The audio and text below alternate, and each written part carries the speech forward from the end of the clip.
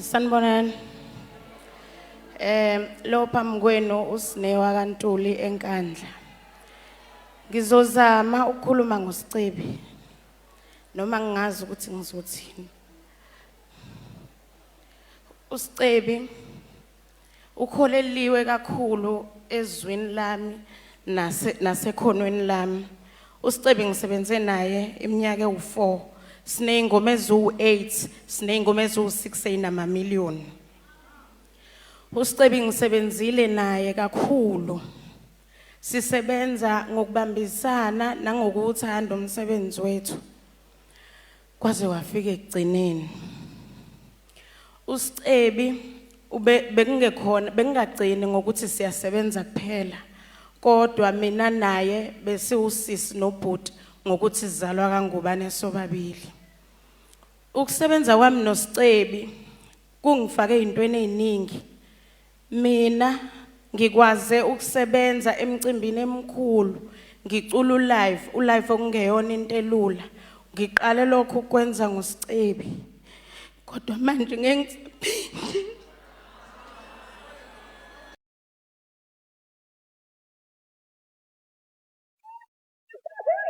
ngizocela kusondela ngaphambili ozobe ekhulumela abalandeli okuNsimbi uMfokaDlamini.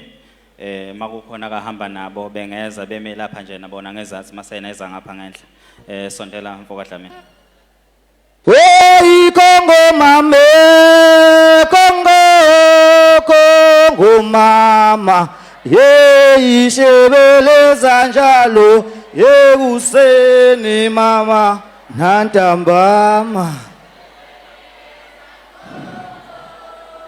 Sanibonani bafowethu. Angibingelele on behalf of abalandeli bakaSicebi ngaphasi kobuholi baseThekwini ophethwe uNduna uMasuku. Ngicahlamba akazange kuba khona namhlanje. Bafowethu kulukhuni liyasinda, angazi ngizothini kodwa engingakusho ngoSicebi. Asizalwa naye esendeni kodwa bese ngumfowabo ngenye indlela. Angazi ngisho kubo egishini eMsinga kushone nje ubaba uNyasa ngangikho ngiqala ngqa ukuya eMsinga.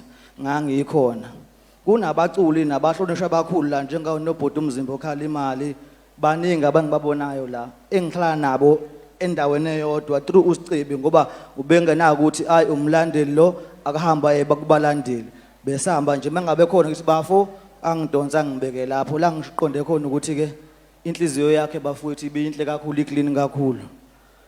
Silimele bafowethu sibuhlungu kumanje besiqala ukuthungisa nje abathungisayo siyakubaba ukwazela la kwimpucuzeko asazi sokwenze njani manje. Kubuhlungu kiyesinda bafowethu. Sikhalisa kakhulu nomndeni wakwaDlamini nakubona uGupta wakaMchunu nabafowethu siyabakhalisa bafowethu bonke labaqeda kuSicebi. Mina uGupta nje bengithi mangifika siyashaya ke thina siyazishaya lezi zishayekayo ezibandayo. Mangifika lokuqala nje bangifuna amabhiya amastela, manginawo amangqushana ngithenge siphuze nabo. So kwabafowethu nje silimele bafowethu kubuhlungu kakhulu kodwa ke engathi bangaphumula ngokuthula bafowethu. Kusasa ngizovuka ekseni ngiye eMsinga ngiyofihla uGupta. Ngisaba ngisho ukudrive imoto, nginalo trauma nje ngiyasaba kodwa ke kuba bafowethu ngicela uMaya ekhaya ngikhulekele ukuthi endleleni sihambe kahle nabantu sobe sihamba nabo. Abafowethu besihamba nabo asikwazi ukubabalekela mase simone nje bafowethu kubuhlungu kakhulu. Khalisa abantu abaningi kakhulu engibaziyo through uSicebi. Nangu ubhuti uSipho lapho uMfokaDlamini la khona uSicebi, nangu uSipho khona. Ubhuti umzimba la khona uSicebi, nangu khona. Nani bafowethu njengoba nila mhlambe ngabe kuningeni kwenzayo kodwa ke nithe asobu ngazi impilo kaMfowethu kubuhlungu bafowethu kubuhlungu. Ungathi umuntu uyaphupha nje kodwa ke kuyiloko kuyikona bafowethu. Siyabonga kakhulu, siyabonga nethuba nje ukuthi nisibone ezabalandeli nisirecognize ngesingisi awungashaya madoda. Siyabonga bafowethu, siyabonga. Bese hanjiwa abantu bahambe kahle, siyabonga. Imalusi TV kulethela izindaba ezisematheni, ungakhohlwa ukusilandela kuzo zonke inkundla zokuxhumana.